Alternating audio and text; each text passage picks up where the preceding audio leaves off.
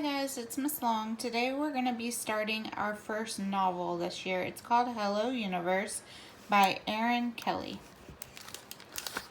Today we're going to read chapter 1 together, and then you can go back and reread it on Epic if you need to in order to finish your assignment. Chapter 1, Grand Failure. 11-year-old Virgil Salinas already regretted the rest of middle school, and he'd only just finished 6th grade.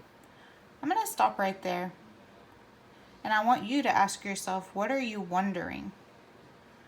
I'm wondering why Virgil doesn't like middle school. Most people are excited to go to middle school. They feel like they're not babies anymore in elementary school. I'm going to keep reading and see if I can find the answer.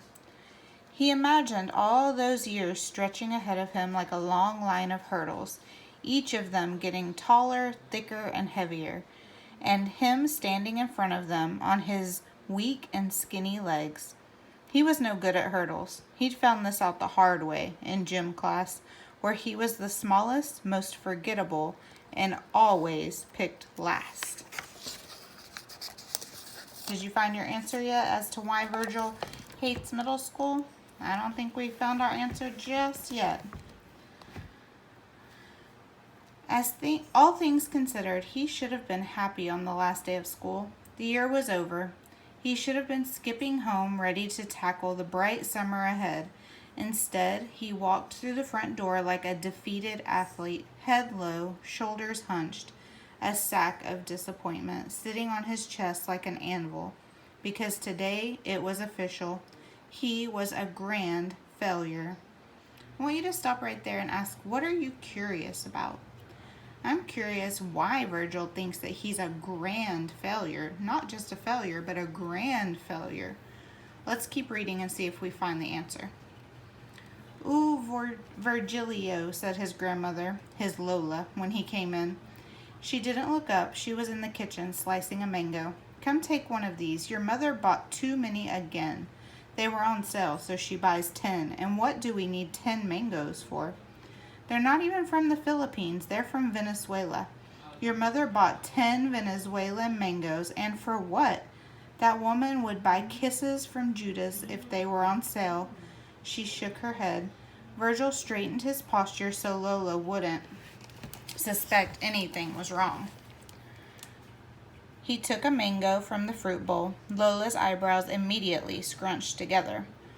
Only they weren't really eyebrows because she plucked them clean. "What's wrong? Why do you have that look?" she said. "What look?" Virgil said. "You know." Lola didn't like to explain herself. "Is that pug-faced boy at school being mean to you again?" "No, Lola. For once, that was the least of his worries. Everything's fine." Said Lola. She knew everything wasn't fine. She noticed everything about him. They had a secret kinship. It'd been that way ever since the first day she'd come from the Philippines to live with them.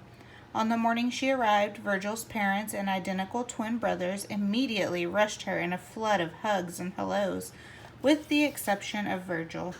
That's how the Salinas family was.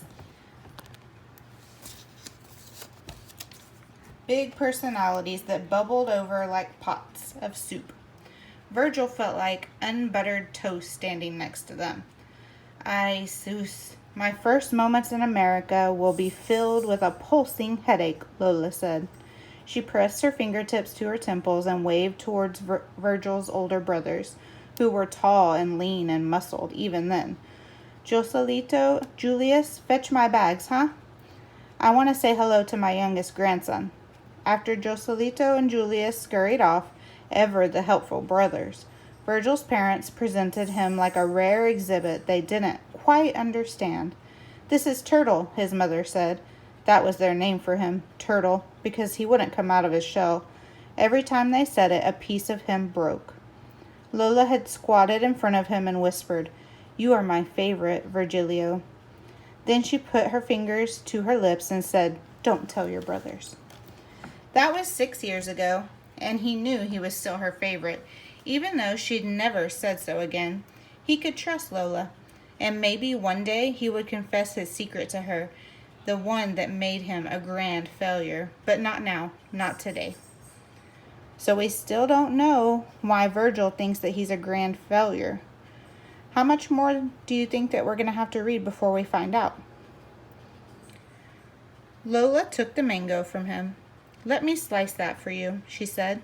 Virgil stood next to her and watched. Lola was old and her fingers felt like paper, but she sliced mangoes like an artist. She started slowly, biding her time. "You know," she began, "I had a dream about the stone boy again last night." She'd been dreaming about the stone boy for days now. The dream was always the same. A shy boy, not unlike Virgil, gets terribly lonely, takes a walk in the forest, and begs a rock to eat him. The biggest stone opens its gravelly mouth, and the boy jumps inside, never to be seen again. When his parents find the stone, there is nothing they can do. Virgil wasn't sure how hard his parents would try to get him out anyway, but he knew Lola would. Hand chisel that rock to pieces if she had to. "I promise not to jump into any rocks," Virgil said. "I know there's something going on with you, Anak. You have the face of Frederico the Sorrowful." "Who is Frederico the Sorrowful?" "He was a boy king who was sad all the time, but he didn't want anyone to know he was sad, because he wanted people to think he was a strong king. But one day he couldn't hold in his sorrows anymore. It all came out just like a fountain." She lifted her hands in the air to mimic splashing water, still holding the paring knife in one hand. He wept and wept until the whole land flooded and all the islands drifted away from each other. He wound up trapped on an island all alone until a crocodile came and ate him. She handed a beautiful slice of mango to Virgil. "Here." Virgil took it. "Lola, can I ask you a question?" "If you ever have a question, ask it." "How come so many of your stories have boys getting eaten by stuff like rocks or crocodiles?" "Not all of them are about boys getting eaten. Sometimes it's girls." Lola tossed the knife into the sink and raised her non-eyebrows. "If you decide to talk, you come find your Lola. Don't burst into a fountain and float away." "Okay," Virgil said. "I'm going to my room to check on Gulliver, make sure he's okay." Gulliver is his pet guinea pig, who was always happy to see him. He would chirp as soon as Virgil opened the door. He knew it. Maybe he wouldn't feel like such a failure then. "Why wouldn't he be okay?" Lola called out as Virgil walked toward his room. "Guinea pigs can't get in much trouble, Anak." Virgil could hear her laughing as he placed the mango between his teeth. What is your guess about why Virgil thinks that he is a grand failure? We're at the end of chapter 1, so I want you to go ahead and make a guess.